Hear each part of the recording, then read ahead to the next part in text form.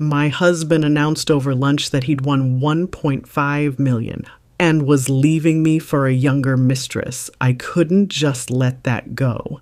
Before I serve up the mess that shattered my quiet life, do me a favor. Drop a comment with the exact time on your clock and the city you're watching from. This story starts over an ordinary plate of collard greens, but it ends somewhere none of us saw coming. My name is Odessa Mae Carter, 65, Atlanta-born and backyard raised. Wednesday lunch in our red brick ranch was supposed to be comfort on a fork. Cornbread fresh out the skillet, sweet tea sweating in mason jars, my husband Leon humming low to Aretha on the radio. After 43 years of marriage, rhythm gets predictable until it doesn't. Leon sauntered in, wearing that grin he saves for poker nights and grandbaby kisses. He slid into his chair, tapped a folded sheet of paper against his thigh. I set down the cast iron skillet. You look like the cat that swallowed every canary east of the Mississippi. Spill. He did, like gasoline. Des, he said, voice velvet. Today's our lucky day. I just won the Georgia Super Cash, $1.5 million. My heart jumped, then soared. Early retirement home repairs, a cruise like we always joked. But Leon's grin bent at the edges, and that paper unfurled not like a check but a goodbye note. I'm cashing out on more than the lottery, he breathed. I'm leaving. I've fallen in love with someone else. She's young, energizing. He said the word as though vitamins spelled her name. The kitchen clock ticked louder. Collard steam fogged my glasses. Leon Carter, I whispered, you dropping jokes on gospel hour. He shook his head, eyes shining more with relief than remorse. I've already signed the claim forms. We'll sort a settlement. I wanted you to hear it from me. In the hush that followed, my veins sang like power lines in a storm. 43 anniversaries. Hospital nights when I paced hallways while doctors stitched his ruptured appendix. Pay stub budgeting, fried chicken church fundraisers, the scraped by years after the factory shut down, all of it suddenly labeled temporary. Outside, a lawnmower droned. Petty proof the world kept spinning. I gripped the table edge. Who? I asked. He flinched, then exhaled her name. Savannah. 28, marketing intern at his auto parts store, my molars cracked collard stems I hadn't meant to bite. Against the silence, a single floorboard popped, oddly loud as if the house itself gasped. Leon checked his watch, cleared his throat. I rented a condo downtown. Movers arrived Friday. He reached for the cornbread, habit, but thought better and withdrew. Des, I'll insure you're set. We can sell the house split. Set? My voice was steady, scary, steady. Honey, I was set the moment Mama taught me to stand after the world tilted. I gathered my apron like a flag, turned off the radio mid-Aretha note, and slid his untouched plate in front of me. Eat. You'll need strength to carry betrayal out my front door. He swallowed hard, but appetite had fled. There's more, he said. Lottery winners do publicity. A reporter's coming for photos, thought we could look civil. My laugh cracked the air. Sharp, bright, nothing civil. If the reporter sized me up for pity, so be it, but a story spun by Leon would twist truth. Right then, a hot spark lit behind my ribs. If he wanted headlines, I'd write my own. Leon stood, pocketed the note. I'll pack a few things. He shuffled toward the hallway, a man half his earlier size. Distant thunder rumbled. I sat alone at the table, rain tapping windows like nosy neighbors. Something inside shifted from hurt to iron. This wasn't just heartbreak, it was a challenge. I pulled my phone, opened the voice recorder, and began cataloging facts. Date, time, Leon's confession, ticket details. Evidence builds faster than remorse, and I intended to keep receipts.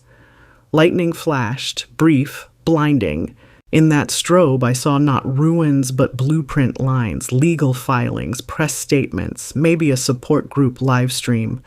Somewhere down the road, I'd stitch this chaos into story the way a quilter turns scraps into heirloom.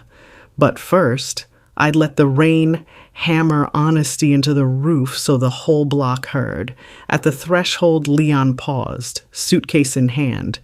Des, I never meant to hurt you. I met his gaze. Intent don't mend holes, sugar. Actions do. Close the door on your way out. Storm's coming. He did.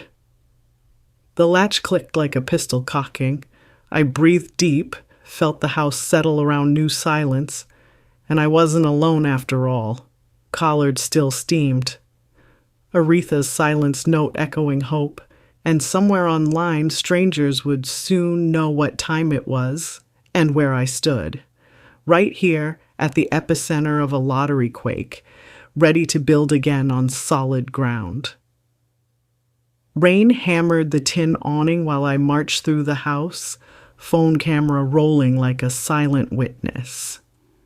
First stop was the bedroom closet Leon and I shared since 1980, when bell-bottoms were gospel and we thought forever meant the same thing. I panned across his side, empty hangers already swinging. Before opening the safe he'd sworn only held old deeds and birth certificates. Turns out Leon had prepared a getaway bag.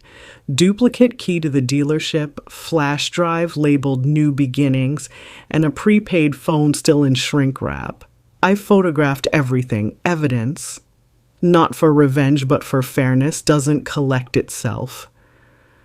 From the hallway I heard drawers thumping. Leon was upstairs in the guest room now, probably hunting for his high school yearbooks or the vinyls he never played. I flicked on the recorder again.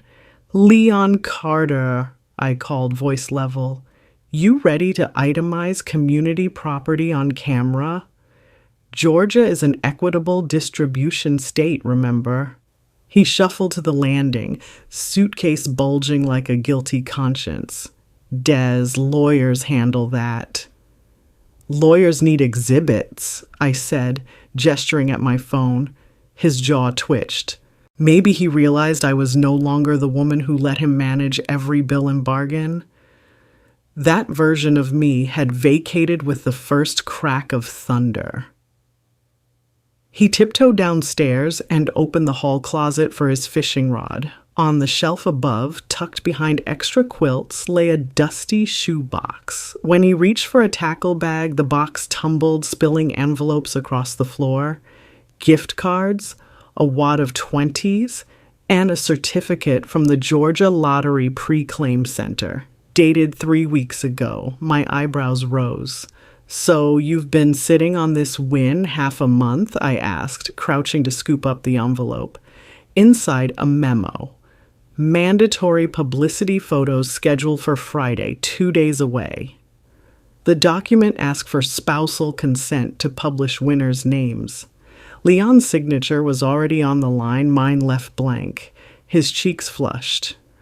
I needed time to plan. Plan which half of the cash your intern would enjoy? I shot back. Thunder boomed overhead, punctuating the question. Leon's shoulders sagged. Lightning lit the foyer windows, and for one bright instant I saw my reflection beside his.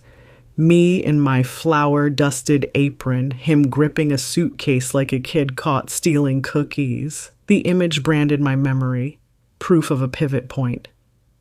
My phone buzzed. Text from our eldest daughter, Veronica. Mom, Dad just called me. What is going on? Grandma group chat blowing up.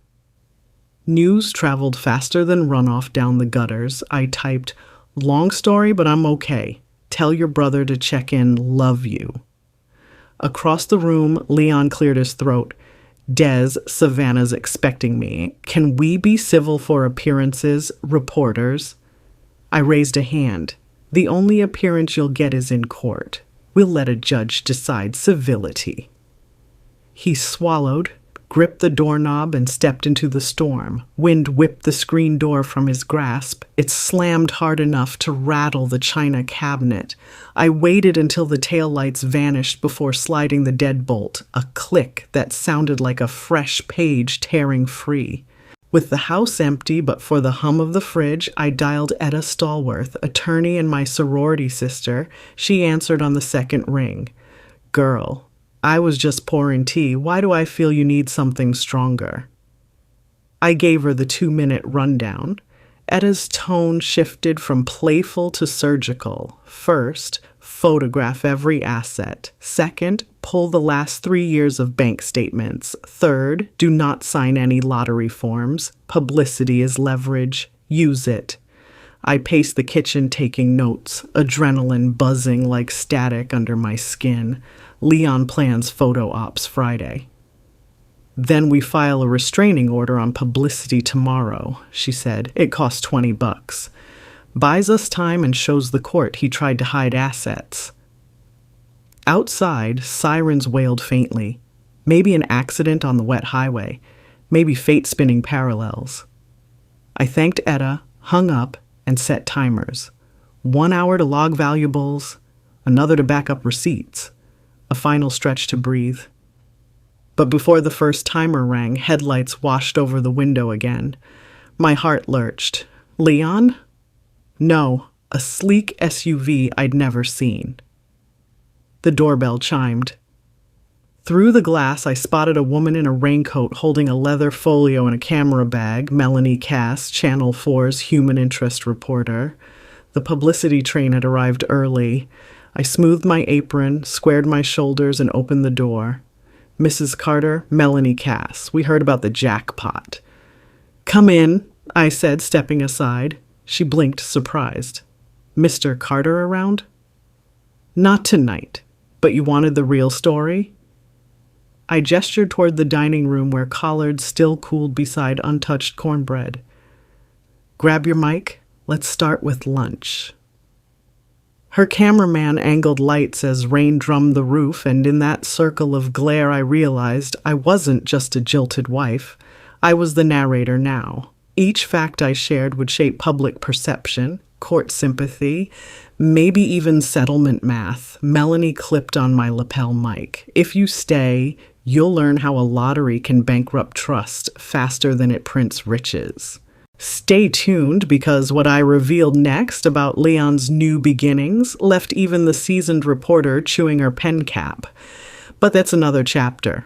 For tonight, remember this. Storms expose roots and roots anchor trees. I intended to stand tall, even if tomorrow's headlines tried to chop me down. Melanie Cass's camera light glared so hot I half expected the cornbread glaze to melt. She perched on the edge of our dining room chair, all polite poise, while her cameraman, Trey, framed the shot so the untouched plates and dripping rain-slick windows told their own truth. I inhaled, tasted collard steam gone lukewarm, and began. "Mrs. Carter, viewers love a Cinderella moment," Melanie prompted. "How did it feel when your husband said he'd won $1.5 million?" "Like stepping on glass in church," I replied. Trey's eyebrow twitched. A good soundbite flagged. I lifted Leon's abandoned note for the lens. He rehearsed this breakup while I seasoned the greens. "The money's real, but the vows, counterfeit." Melanie nodded gravely, and he left. Suitcase first, apology last.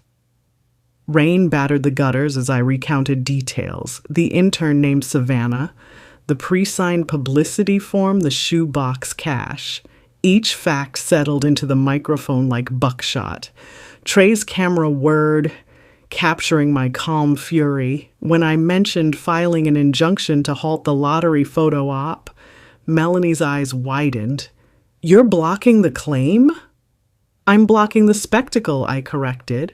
"Georgia law says a winner's name can be public, but marital assets are shared. If Leon wants his spotlight, he can share it, 50-50 under oath." Melanie mouthed, "Wow," then lifted the next question card. "Do you have a message for Miss Savannah?" I met the lens head on. Sugar, fast money spends quicker than slow love, spend wisely. Trey almost dropped the camera. Melanie swallowed laughter and moved on. The interview wrapped after 20 blistering minutes. As the crew packed cables, Melanie squeezed my hand.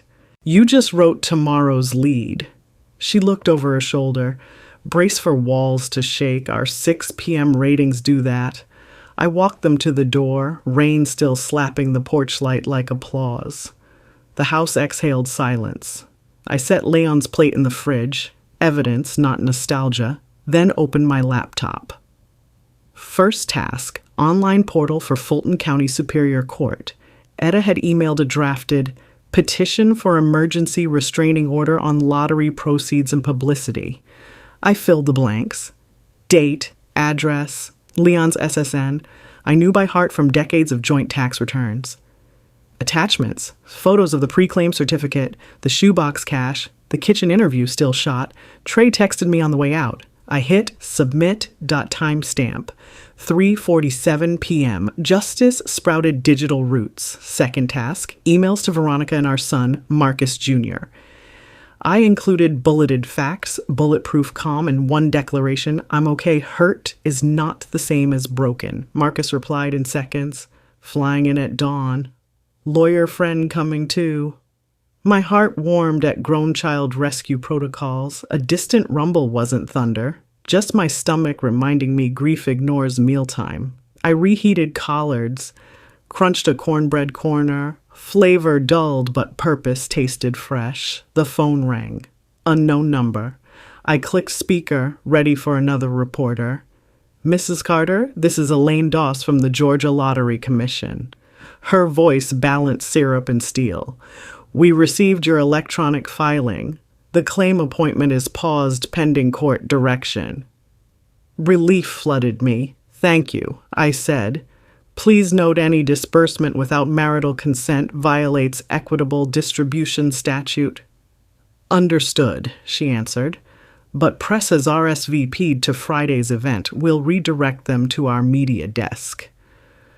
I smirked. Let Leon explain why the winning check came with a restraining order bow. The doorbell chimed again. Through glass, I saw a petite woman in a yellow raincoat holding a grocery bag. Mrs. Jeannie Holloway, our next-door neighbor and gossip telegraph operator. I opened the door. She thrust the bag into my arms. Mac and cheese therapy, she whispered, and peach cobbler, because Georgia. Her eyes shimmered. If you need company, flick porch light twice. She scurried back to her umbrella before tears escaped. Community armor. Unexpected and sturdy.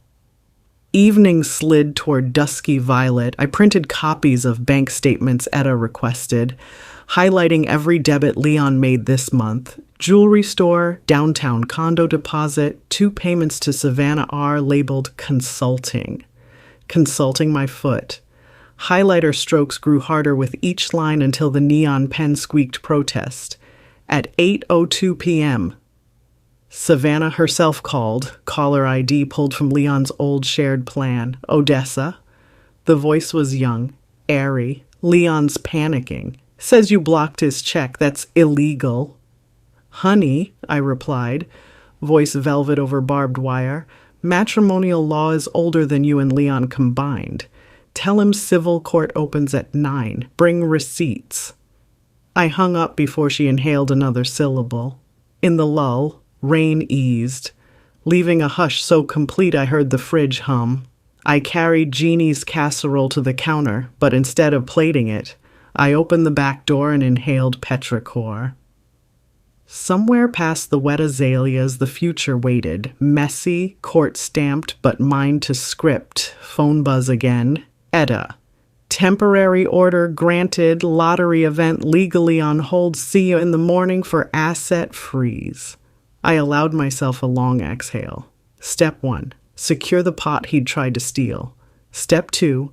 Decide if I even wanted half of a dream that came shackled to betrayal. I clicked off the porch light, stitched 2 rows on the old baby quilt I'd intended for the next grandchild, and whispered to the quiet house, Your foundations shook, but you're still standing. In the window pane reflection, I almost believed the new me staring back, a woman tempered, not toppled, by a $1.5 million storm. And somewhere across town, Leon was likely realizing lottery luck can't outpace a wife's resolve, or the court docket she's just accelerated. Dawn scraped chalk pink light across the kitchen ceiling just as my son, Marcus Jr.'s rental car, crunched into the driveway. He burst through the door, 6'4" and hurricane fierce, holding cappuccinos and a leather briefcase borrowed from his law school roommate Trent. "Mama, we're on offense," he said, sliding documents onto the table still cluttered with cold collards and Jeannie's half-eaten casserole. Trent followed, tie askew, eyes blazing with fresh graduate zeal. "Filed a notice of lis pendens on the house and dealership," he announced. "Prevents Leon from selling or refinancing behind your back." My jaw slackened. Young blood moves fast. Etta arrived 5 minutes later in a cobalt pantsuit that said "Court Ready." She handed me a freshly stamped order. "Temporary asset freeze. Carter versus Carter." Every account bearing Leon's SSN locked tighter than Grandma's hope chest. Judge Simpkins moved quick after that Channel 4 piece, she smirked. Ratings power, meet judicial hustle. We caravanned downtown, Marcus Jr. at the wheel, gospel radio low, the city shaking off morning haze. Outside the courthouse, satellite vans hogged curb space. Reporters buzzed like June cicadas, but Etta steered us through a side entrance. "Public theater later," she whispered. "First we secure the pot." Inside chamber 3B, Leon looked haggard in a wrinkled blazer. Savannah perched beside him in a pastel sheath that screamed unprepared. Their attorney, a silver-haired gentleman named Forbes, rose when we entered, but politeness couldn't mask his worry. He'd read the freeze order on the elevator. Judge Simpkins, black robe, steel glasses, called the emergency hearing to order. Etta led, voice firm but polite, citing the restraining order, joint property statutes, and Leon's attempted concealment. She slid photos of shoebox cash, bank withdrawals, the interview transcript. Forbes objected about trial by media. Simpkins waved it off. "Press won't dictate my docket, counselor." Leon avoided my gaze until the judge asked point blank, "Mr. Carter, did you intend to claim the full prize without spousal acknowledgement?" Leon's mouth opened, closed. Savannah squeezed his hand, stage whispering, "Say advised." Too late. Silence damns. Simpkins signed the freeze. Court recessed. Leon shuffled over, anger mixing with pleading. "Des, this circus, your ticket, your ride," I cut in. Savannah bristled. "He earned that money." Marcus chuckled. "He bought it with marital funds. That makes it community winning, sweetheart." Her cheeks flamed. Outside, microphones lunged. Melanie Cass snagged front position. "Mrs. Carter, how does today's ruling feel?" I glanced at Leon, then the cameras. Fair. And fair beats lucky. Flashbulbs popped like popcorn. Leon's shoulders collapsed. Back home, paperwork mountain awaited. Trust accounts for grandkids, retainer revisions, dealership audit appointments. Between calls, I texted Veronica updates. She sent prayer hand emojis, promised video chat with the littles so Grandma could see baby teeth and not just legal pads. At 3, a florist van delivered 24 white lilies. Card read, "For Odessa, regret cannot undo pain. Leon." I set them on the porch for Jeannie's compost pile. Apologies shouldn't smell pretty this soon. Evening draped gold across the living room when a notification pinged. Georgia Lottery live stream starting in 5 minutes. Against my gut, I clicked. The host, all plastic smiles, addressed viewers. "Tonight's winner profile is postponed due to legal matters. We remind ticket buyers to plan responsibly." My chest loosened, a small victory, spectacle canceled. Then a surprise guest joined the stream, Savannah Ridley, hair curled, makeup flawless, claiming she'd stand by her man. She alleged I was extorting retirement funds and blocking love. Comments exploded, some cheering her, others calling her a homewrecker. I exhaled slowly. Public opinion is a trampoline. Everyone bounces. Phone rang. Etta again. Saw the stream. Good. Her public statement helps us prove Leon's intent to dissipate assets. She paused. But prepare. Tabloids will hound you. I told her I owned sturdy porch lights. Night settled quiet at last. I walked the yard, lit by lightning bugs, and paused by the mailbox. Inside, one envelope from an unknown P.O. box. I tore it open. A single scratch-off ticket and a note. May luck treat you kinder. A friend. No signature. I chuckled. Luck's a fickle hostess, but I'd learned to cook my own supper. Back in my craft room, I unfolded new fabric. Deep emerald, bold gold, determined crimson. I traced pattern pieces for a quilt I now called Jackpot Justice. Every square would tell how windfalls reveal character faster than time and how a steady hand on a sewing needle, or a courtroom filing, can set crooked lines straight. Somewhere across town, Leon paced a rented condo. Bank app frozen, love story under bright media glare. Savannah, I imagined, scrolled comments, discovering fame tastes different when salted with public scorn. I stitched the first seam of Jackpot Justice, the machine's hum blending with distant thunder. Stormy nights don't scare a woman who's weathered bigger quakes. Tomorrow brought depositions, maybe more cameras, but tonight, needle steady, thread strong, I sewed new boundaries into fabric that, unlike vows, won't unravel without my say-so. If you're still with me, bless your staying power. And slide into the comments with one word that sums up how you'd feel if a surprise jackpot ripped through your living room. I'm gathering courage words like quilt squares, and yours might be the patch I need next, Thursday. Dawn dropped humid Georgia air so thick it glued my blouse to my spine before I'd even faced the courthouse elevator. Today was deposition day, phase where lawyers vacuum truth from throats and spin it into courtroom gold. Etta girded me with a navy dress, a pearl brooch, and the reminder, answer only what's asked. Silence is not surrender, it's strategy. The conference room smelled of stale coffee and fear. Across the polished table sat Leon, his tie crooked like guilt, and Savannah in an ill-advised chartreuse blazer that tried too hard to say executive instead of extracurricular. Their counsel, Forbes, stacked documents high enough to pass for fortifications. A court reporter swore us in. Her steno keys clacked with metronome precision.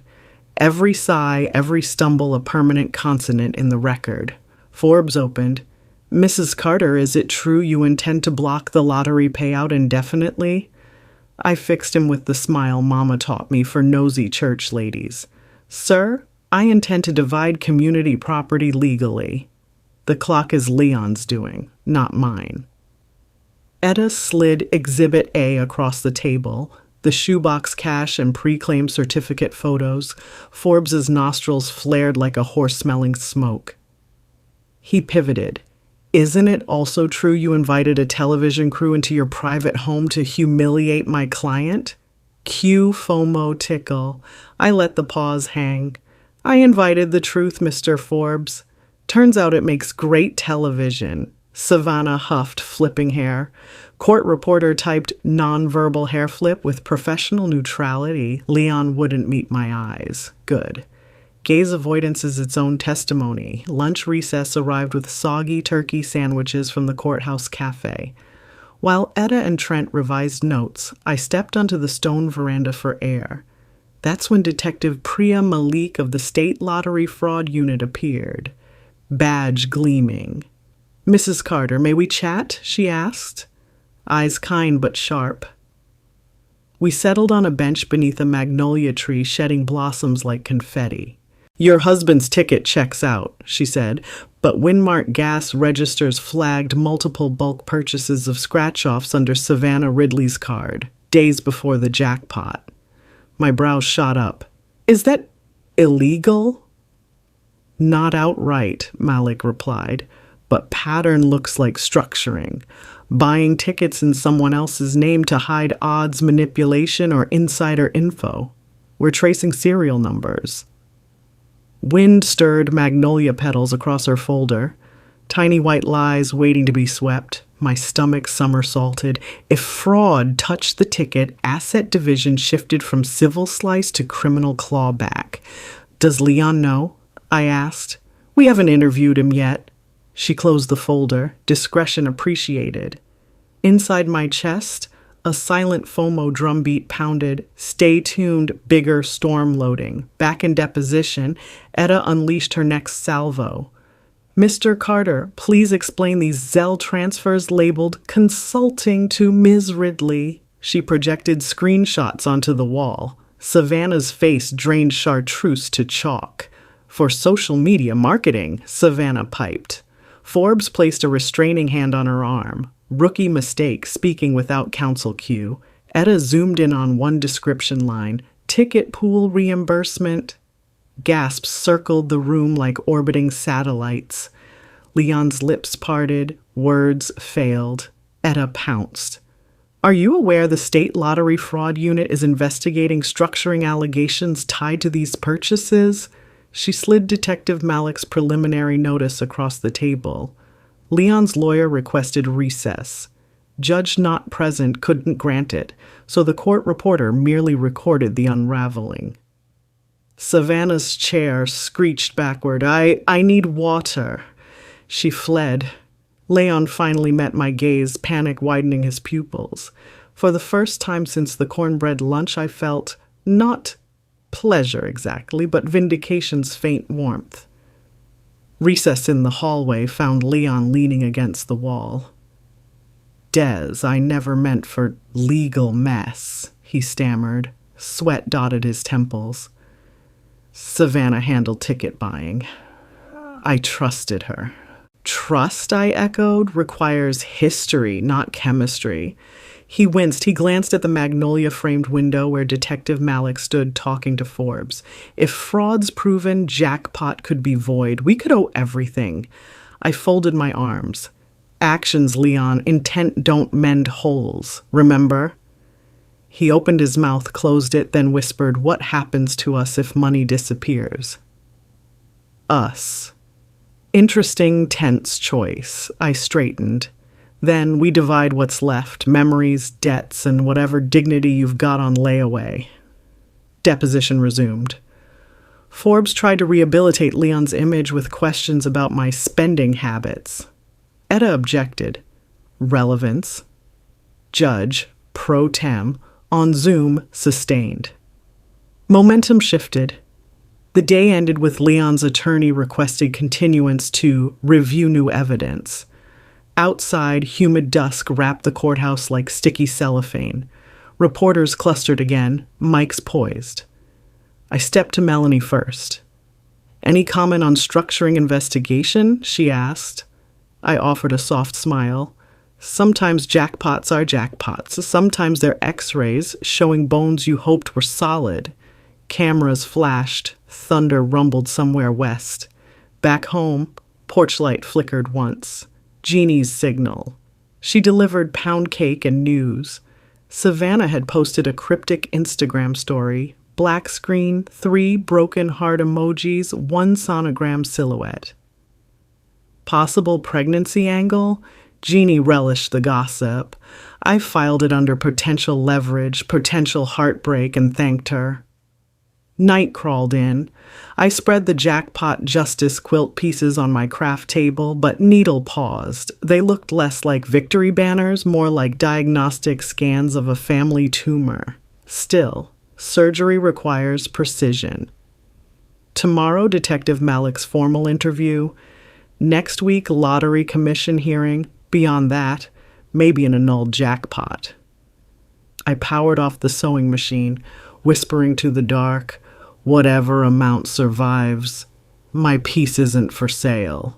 Outside, cicadas droned a scent, and somewhere downtown, Leon faced a future where easy millions morphed into million-dollar liabilities, all because truth, like a quilting needle, pierces every hidden seam. Eventually.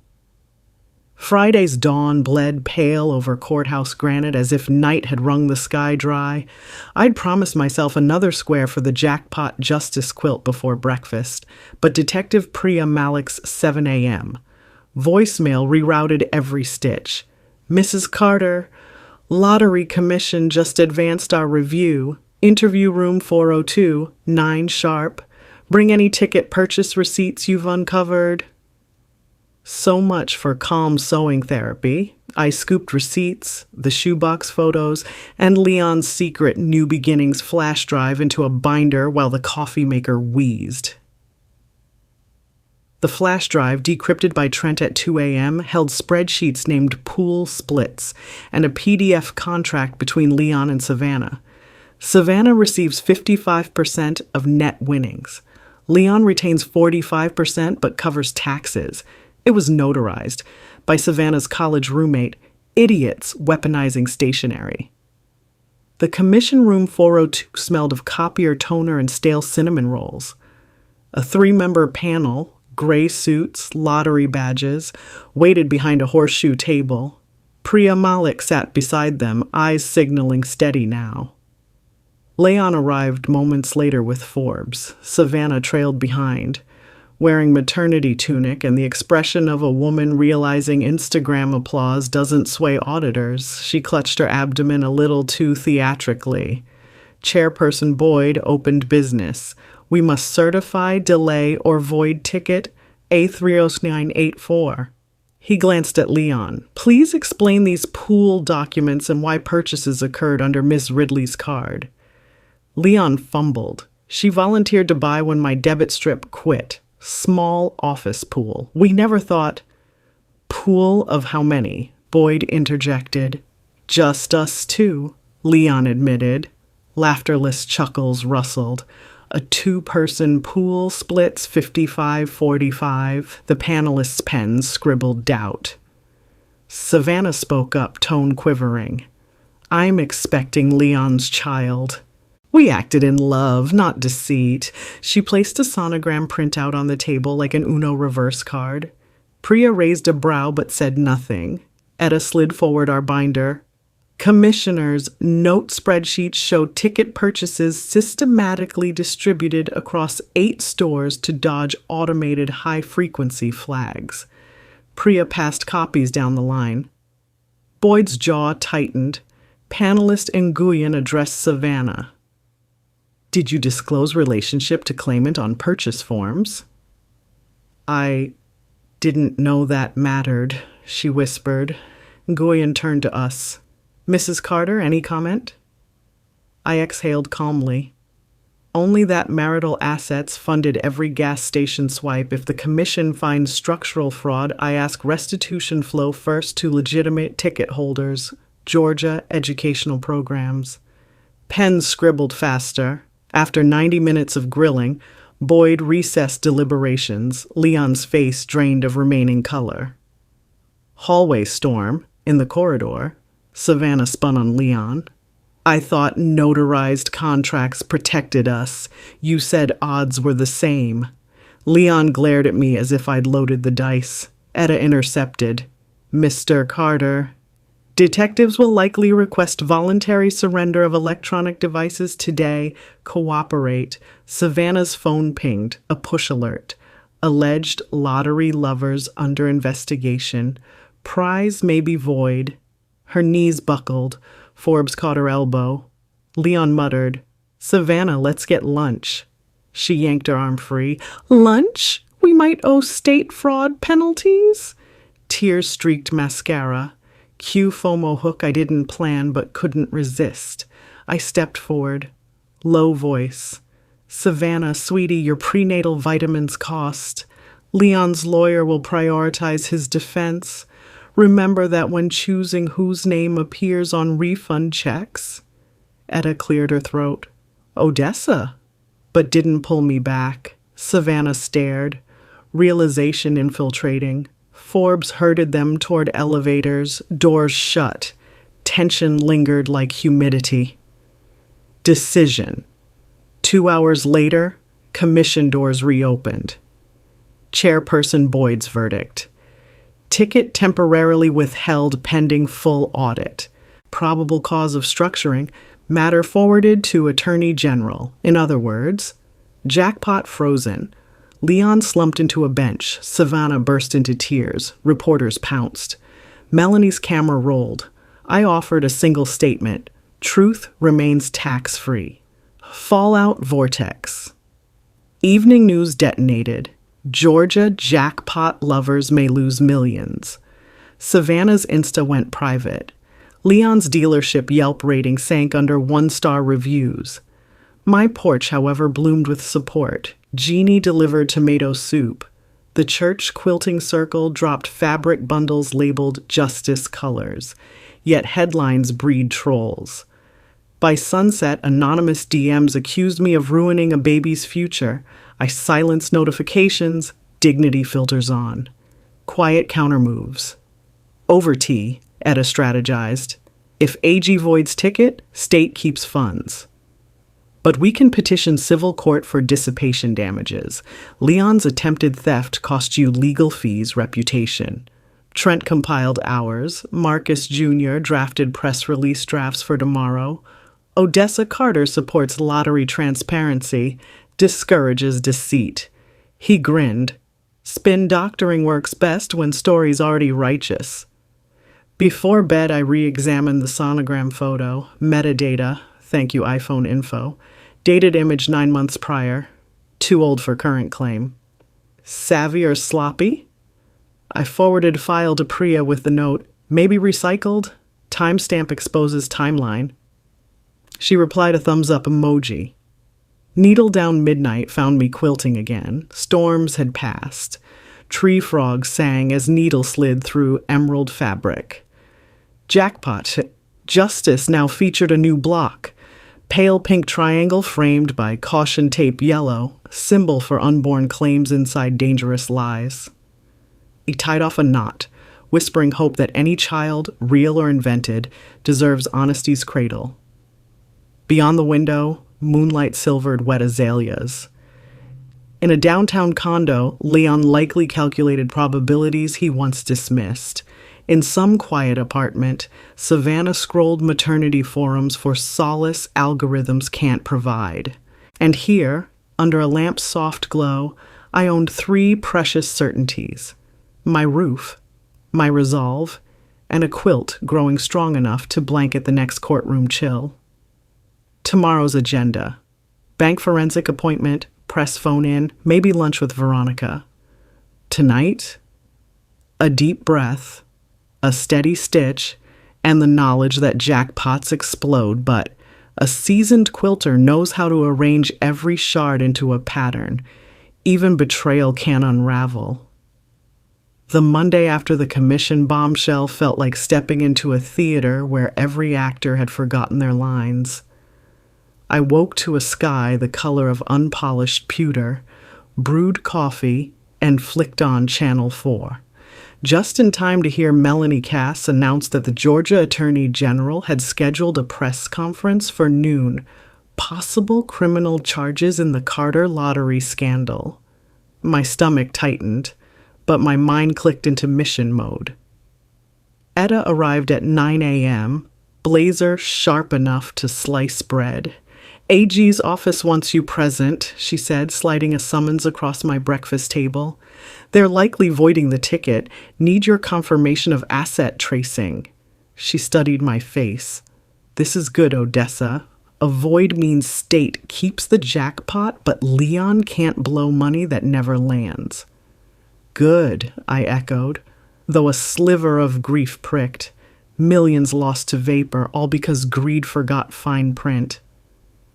We drove downtown under low clouds. Courthouse steps swarmed with cameras. protest-size poster boards reading lottery integrity and, less kindly, Savannah scammer. I prayed no one threw tomatoes. Savannah's choices were hers, but mob justice spoils fast. Inside the marble lobby stood Detective Malik and an assistant AG named Carter. No relation, thank goodness. They briefed us. Serial numbers proved. Savannah's bulk buys clustered suspiciously around terminals recently inspected by a lottery vendor supervisor, who happened to be her cousin. Leon's spreadsheets cemented conspiracy. We'll charge them both with felony tampering, Carter said. If you wish restitution, civil court will handle. We proceeded to the press room, bright lights, seal of Georgia glinting. I stood behind Malik and the AG, heart hammering loud as flashbulbs. When the AG declared ticket Aretha 0984 void due to systematic fraud, a collective gasp rippled. Reporters fired questions. I answered 3. What becomes of the money? It funds Hope scholarships and veteran services. Better hands than any liar's wallet. Do you regret freezing the winnings? Regret is for things you didn't stand up for. Any message to young couples chasing quick cash? Earn interest in character first. Dividends. Outlast jackpots. Melanie mouthed, powerful behind her mic. The AG ended with handcuffs. 2 deputies escorted Savannah's cousin from a side door, Savannah herself absent. Rumors she'd skipped town. Leon, however, had surrendered earlier, posted bond, and waited in an interrogation suite. Etta and I followed Carter to a conference room where Leon sat, fingers laced, eyes bruised by sleepless nights. He lifted them to me. Hopeful, hollow. They might seize the dealership, Des. Without the jackpot, I can't cover payroll loans. I inhaled steady. You'll negotiate terms. The employees deserve protection. He swallowed.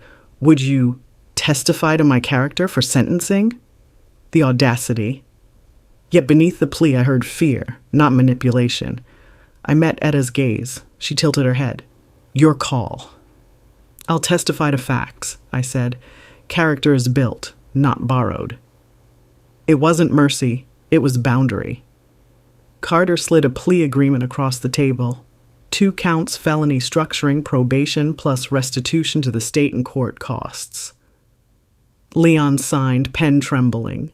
Exiting the courthouse, flashbulbs erupted again, but this time the script was shorter. Fraud foiled, ticket voided, marriage dissolving by week's end. Reporters moved on to the next scandal before our car merged into Peachtree traffic. Back home, porch steps sagged under floral deliveries. Half condolences, half congratulations. I carried vases inside, setting them on every surface until the house smelled like spring insisting on itself. Afternoon sun broke through clouds just as Veronica's minivan rolled up with the grandbabies. They barreled in, waving construction paper crowns. Grand Jerry, we made you the queen of real winners. My chest burst, sweet. We staged a living room coronation. My crown listed left, but the laughter stood straight. After they left, a courier delivered a thick envelope. Notice of Leon's official resignation from the dealership, transferring his shares to a court-appointed receiver. Good. Employees would keep lights on without the shadow of scandal. Dusk settled. I brewed mint tea, opened the craft room door. Jackpot Justice lay half-quilted, blocks now joined in bold chevrons, currency green pointing toward sunrise gold. I pinned the newest piece. A gray square embroidered with white scales of justice. Balanced. As I stitched, I hummed Aretha, same song Leon had muted with his confession, and realized the needle's whisper synced with lyrics about RESPECT fitting. Outside, katydids tuned up. Inside, the quilt grew warm on my lap, and I felt in stitches and silence that no jackpot void or courtroom verdict could match the real prize I'd won. Sovereignty. Tomorrow brought the divorce court calendar, asset audits, maybe Savannah's extradition headline. But tonight, the storm finally eased, leaving moonlight to silver my fabric edges. I tied one last knot, smoothed the quilt, and whispered to the calm house, "We're almost finished." And somewhere in a small jail cell, Leon counted not dollars but days, learning the hard math that numbers without honor always sum to zero. 2 months later, Atlanta's October sky stretched crisp and blue over Fulton County Domestic Court. No cameras this time. Scandal had slid down the news ticker, replaced by political ads and football scores. Only a few curious faces lingered in the corridor as Judge Alvarez closed our divorce docket. She read the decree in plain language: marriage dissolved, house deeded to me outright, Leon's 401k divided, and a modest spousal support order to cover legal fees he'd forced me to spend. The dealership sale would settle creditor claims. Any surplus, instead of jackpots, would fund scholarships for employees' children. Savannah had pleaded no contest to lottery tampering, received probation, and reportedly moved back to Valdosta to reset. Let her reset. I was busy finishing mine. When the gavel dropped, Leon lifted weary eyes. The courtroom's fluorescent lights bleached him pale, but humility, not swagger, finally filled the empty space. Outside the double doors, he caught up. Odessa, he corrected. Thank you for letting fairness speak louder than anger. His voice scraped gravel. I nodded once. Fairness was the only song left to sing. He extended an envelope. His formal apology letter, notarized for our grandchildren to read someday. I tucked it into my purse. History cataloged, not cherished. Quilt unveiling. That evening, the Quilting Guild hosted its annual charity auction in the church fellowship hall. Folding tables groaned under pies and patchwork, but the crowd clustered around a single display frame. Jackpot justice, complete at last. Emerald chevrons, sunrise gold, caution tape yellow, and in the center, the gray square with white scales glittering under fairy lights. A tiny embroidered note along the binding read, "Odds mean nothing, character beats house." Jeannie started bidding at 100. By the time Reverend Thomas dropped the gavel, a local museum curator had raised the paddle for $12,000, pledging to hang the quilt in a forthcoming exhibit on Southern stories in fabric. Proceeds would bankroll debt-free mammograms at our clinic. I blinked back tears. Stitches had turned into lifelines. After applause settled, Veronica gathered the family for photos. Grandbabies giggled in matching mini quilter tees. Marcus Jr. surprised me with a shadow box frame, my battered lottery restraining order, the first newspaper clipping, and Mama's silver thimble nestled in velvet. So we remember what hands and paperwork can build, he said. I kissed his cheek, the past preserved, not to haunt, but to teach, a quiet sunrise. 3 weeks later, I woke before dawn in a house that finally felt mine.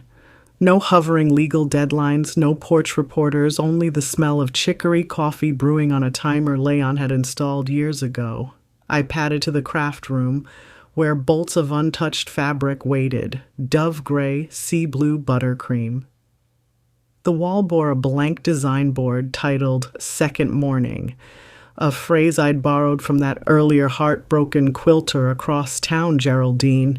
Funny how stories can cross-pollinate even when folks never meet. I opened the window. Cool air carried faint saxophone notes from the neighbor's radio and the sweet hush of a city waking slow. On the desk sat a letter from the Georgia Lottery Commission, an invitation to join their new Ethics and Transparency Advisory Panel. They wanted real-world voices burned by loopholes. I signed the acceptance, feeling purpose click into place like a well-nested seam. My phone buzzed. Detective Malik. Just letting you know, Mrs. Carter, restitution checks hit clinic accounts today. Justice delivered. I thanked her, thought of patients about to receive care they couldn't afford, and smiled into the morning light. Coffee mug in hand, I laid out the first blocks of second morning. Soft gray triangles pointing forward, bordered by hopeful blue. No caution tape this time, only paths leaning toward sunrise. Needle poised, I whispered to the empty house, "Let's stitch beginnings, not warnings." But before I lowered the presser foot, I did one more thing. Opened Leon's apology letter. It read, in part, "Money magnifies whatever we already are. You were solid. I was hollow. Thank you for filling our family with substance." I refolded it, slid it into a manila folder labeled Lessons, and filed it away. Then I set the machine humming. Outside, sun crested the rooftops, gilding every thread it touched. Cicadas slept off summer's chorus, children readied backpacks, and somewhere in a small apartment, Savannah perhaps glimpsed the first honest dawn of her adulthood. As for me, I wasn't chasing jackpots or headlines anymore. I was chasing alignment, one seam, one sunrise, one steady breath at a time. And with each stitch, I claim the quiet truth woven through every patch of my journey.